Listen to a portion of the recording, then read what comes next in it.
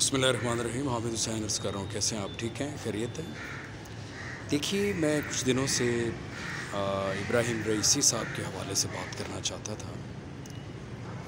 یہ عالم اسلام کا ایک بہت بڑا نقصان ہوا ہے اس حوالے سے.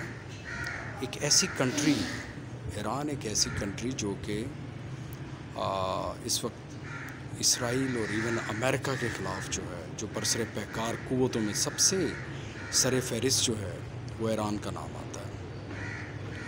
اور آپ یہ دیکھیں کہ ایران وہ کنٹری ہے جس میں آیت اللہ خمینی صاحب نے یہ کہا تھا، امریکہ کے بارے میں ایک ورڈ یوز کیا تھا، شیطان بزرگ. یہ بڑی سینسٹیو ڈسکشن ہے. میں اس پہ جو ہے وہ آپ سے شیئرنگ جو ہے، کیونکہ ایک تو اتنا بڑا لاس ہوا ہے ابراہیم رئیسی صاحب کا اس طرح شہید ہونا، اس طرح یعنی ایک المناک سانحہ کہا جا سکتا ہے. اور ایسی شخصیت جو کہ انٹرنیشنل جو ہے ریلیشن شپ کے اندر وہ ایران کو اپنے ہمسایہ ممالک کے ساتھ جس طرح وہ آپس میں ان کو بانڈنگ کر رہے تھے، ان کی ایک بہت ہی اچھے سیکوینس کے ساتھ ان تمام چیزوں کو لے کر چل رہے تھے. یہ بہت ہی افسوسناک واقعہ ہے، اور اس کا امپیکٹ جو ہے وہ آنے والے دنوں میں بڑا بھیانک بھی ہو سکتا ہے. جو ملٹری پوائنٹ آف ویو سے یا جو ڈیفینسو جو اسٹریٹجک پوائنٹ آف ویو سے بات چیت ہے، وہ بڑی بھیانک نقطہ نظر پہ بھی جا سکتی ہے.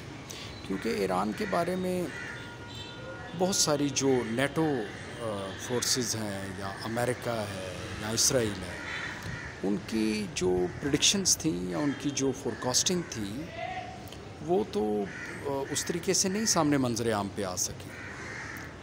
لیکن انہیں تو اندازہ ہی نہیں تھا کہ ایران جو ہے وہ 300 میزائلز کے ساتھ یا ڈرونز کے ساتھ اٹیک کر سکتا ہے. بے شک دنیا کی نظر میں اس اٹیک کی جو ویلیو ہے وہ اس طریقے سے اس کا میگنیچیوڈ جو ہے لوگوں کو سمجھ میں نہیں آیا، یا لوگوں نے اس کو ایک عام سی ایک رسمی صورتحال سمجھا ہے. لیکن میں سمجھتا ہوں کہ اسٹریٹجک پوائنٹ آف ویو سے ایران نے اپنی جو ہے وہ اہمیت کو اس پورے ریجن کے اندر واضح کیا ہے کہ وہ کس پاور کا حامل ہے.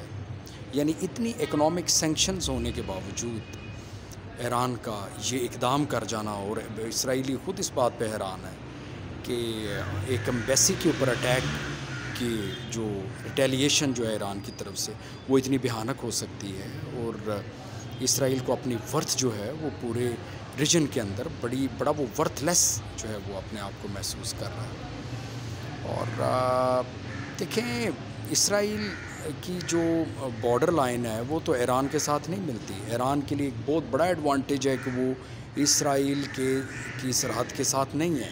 لیکن ایران کی جو ایکسیس ہے وہ لبنان اور شام کی شکل میں، جو کہ اسرائیل کے ساتھ ہیں، اس کے بارڈر کے ساتھ ہیں. آپ کے یہ سیریا اور لبنان جو ہے، یہ بالکل یہ ایران کی فیوریبل کنٹریز ہیں، اور ان کے ذریعے ایران جو اسرائیل میں گھسنے کے لیے پورا پلان کر سکتا ہے.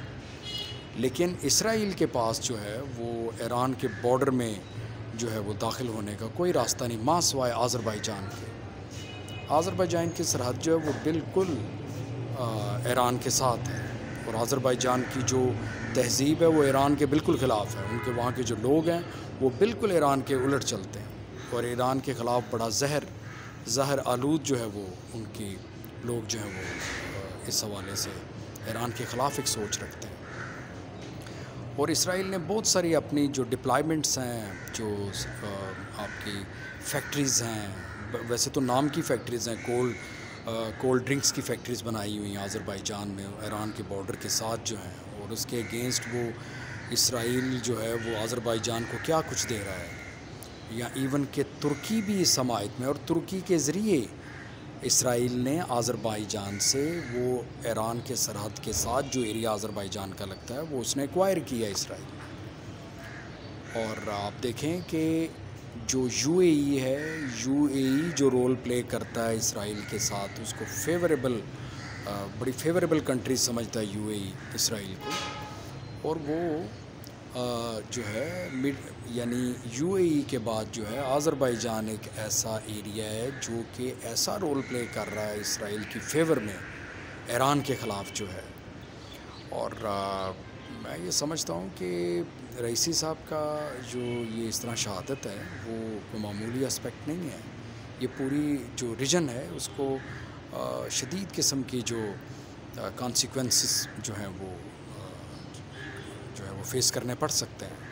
آنے والا جو وقت ہے وہ بڑا بھیانک ہے، کیونکہ ایرانی قوم کے بارے ہی میں ہی امام جعفر صادق رضی اللہ تعالیٰ عنہ سے کسی نے پوچھا تھا کہ کون ہوں گے جو یہودیوں کو ان کی گھروں سے نکال کے ماریں گے. تو یہ سرکار امام جعفر صادق رضی اللہ تعالیٰ نے فرمایا تھا کہ یہ جو ہیں ایران کے لوگ جو ہیں وہ انہیں ان کے گھروں سے نکال کے ان کو قتل کریں گے، یہودیوں کو. تو انشاءاللہ نیکسٹ تفصیلی بات چیت ہوگی. بڑی نوازش ہے. Thank you very much. Thank you.